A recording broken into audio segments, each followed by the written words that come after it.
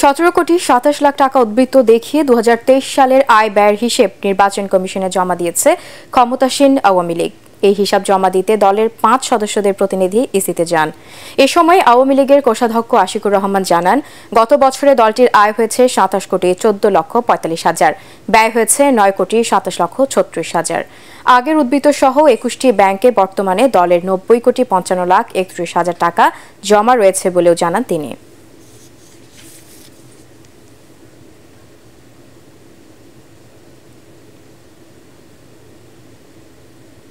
এটা হলো 23 সালে আমাদের আয় হয়েছে। আচ্ছা, এইটার সোর্স কীভাবে আমাদের ইনকামটা হলো, মাসিক চাঁদা, আমার যারা মেম্বার, যারা সদস্য, তারা মাসিক চাঁদা দেন, সেটা 1,63,63,000 টাকা।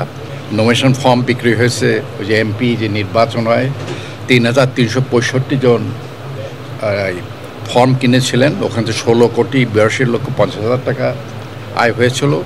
ফর্ম বিক্রয় অন্যান্য বিষয়ে আমার 2,29,84,000 টাকা ইনকাম হয়েছে। ভাড়া আমার 23 বঙ্গবন্ধু আমাদের অফিস যে আছে, অনেকে যারা ফাংশন করেন ভাড়া দেন, সেখান থেকে আমাদের 15,25,000 টাকা আসছে।